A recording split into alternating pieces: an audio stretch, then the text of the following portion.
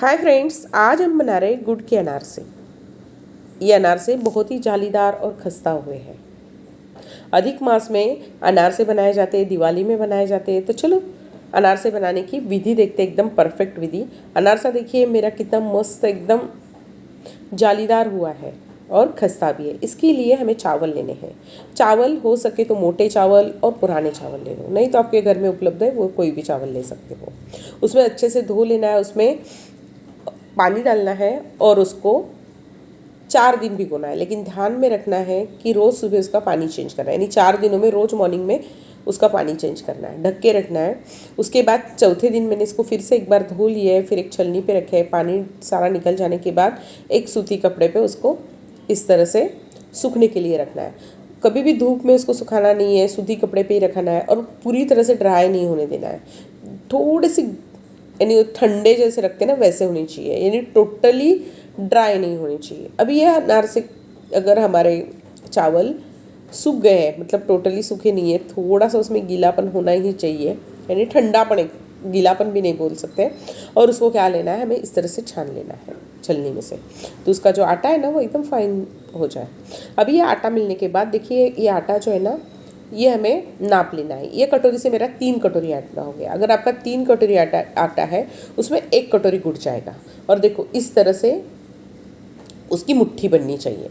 इस तरह से हमारा आटा गीला होना चाहिए, यानी इतना उसमें मॉइस्चर होना चाहिए। गीला नहीं बोल सकते लेकिन उतना मॉइस्चर। अभी वो गुड़ उसमें मिक्स लो, हाथ से मिक्स कर लो या फिर मिक्सी में थोड़ा सा चलाना है इसको, लेकिन कितना, जस्ट थोड़ा सा, एक 10-20 सेकेंड के लिए। आप ज़्यादा देर मिक्सर में इसको चलाओगे गुड़ डालने के बाद तो गुड़ से उसका गुड़ गर्म होने के बाद उसका पानी छोड़ेगा, तो वहाँ तक ही रखना है। फिर ये गोलों को हमें 2 दिन ढक के रखना है, 1 से 2 दिन, कम से कम 1 दिन तो रखना है। उसके बाद एक बार फिर से उसको अच्छे से एक साथ मिक्स कर देना है और उसकी छोटी छोटी लोइयाँ बना देनी है।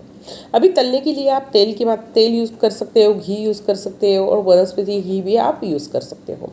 मैंने पॉलीथीन पेपर लिया है, उसको थोड़ा सा घी लगा लिया है और इस तरह से हमें क्या लेना है, एक पेड़ा लेना है जो हमारा बनाया हुआ, और इस तरह से उंगली से उसको दबा दबा के एकदम मस्त गोल शेप में लाना है। देखो एकदम नरम होता है, बेलन की भी ज़रूरत नहीं होती है। देखो इस तरह से, बहुत पतला नहीं करना है, बहुत मोटा भी नहीं करना है। और अभी हमें इसको तलना है। तलते वक्त ध्यान रखना है घी बहुत गर्म नहीं होना चाहिए। बहुत गर्म रहेगा तो आपके अनारसों में ज़रा भी जाली नहीं आएंगी, वो फूल के आएंगे। ये एक ध्यान में रखना। दूसरी बात, जैसे ही अनारसे डालोगे गैस की पावर धीमी कर दो कि अनारसे हमारे एकदम मस्त जालीदार तलने चाहिए। अगर आपके अनारसों को जाली नहीं आती तो पहला रीज़न है कि गैस की पावर फुल है, यानी तेल घी आपका ज़्यादा गर्म हो गया है। सेकंड होता है कि आपकी गुड़ की मात्रा कम हो गई है। आपको लगता है कि आपका गैस की पावर तो धीमी है लेकिन शायद से गुड़ कम हो गया है, तो थोड़ा सा गुड़ मिक्स करके देखिए। या फिर कभी कभी क्या होते हैं, अनारसे जो है ना तो घी में मेल्ट हो जाते हैं, जैसे ही डालोगे वैसे वो टूटना शुरू हो जाते हैं। तब एक रीज़न हो सकता है कि आपकी गैस की पावर बहुत ही धीमी हो गई है, उसकी वजह से अनारसे क्या हो रहे हैं, घी में मेल्ट हो रहे हैं। तो वहाँ पे हमारा घी थोड़ा सा गर्म कर लेना है।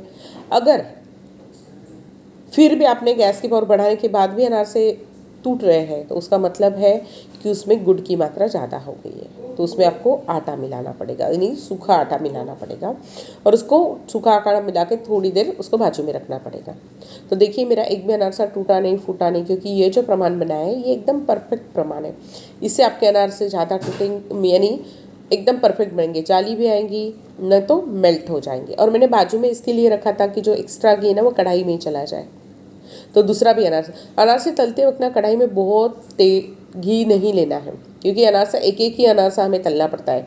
जैसे हम बाकी जो पकवान होते हैं वो एक साथ 2-4 भी तल लेते हैं, लेकिन अनारसे एक एक ही तलना पड़ता है। इसके लिए हम घी ज़्यादा नहीं लेंगे, एक सफिशेंट अमाउंट में ही घी लेंगे। तो अनारसे करते वक्त ध्यान देनी है पहली बात कि आपको यानी मोटे चावल यूज़ करो, पानी रोज़ बदलो, 4 दिन उसको भिगो। उसके बाद जो चावल है उसको हमें छाँव में ही सुखाना है। फिर उसके बाद अगर 3 कप चावल का आटा मिलता है हमें तो 1 कप उसमें डालना है गुड़। यही प्रमाण रखना है। अनारसे तलते वक्त धीमी आंच पे ही तलने हैं। ये सारी ट्रिक्स एंड टिप्स अगर अपनाओगे तो आपके अनारसे बहुत ही टेस्टी बनेंगे और कुरकुरे और खस्ता भी बनेंगे। तो मेरे अनारसे देखिए कितने मस्त बने। आप घर पे ज़रूर ट्राई करना अनारसा। Thank you.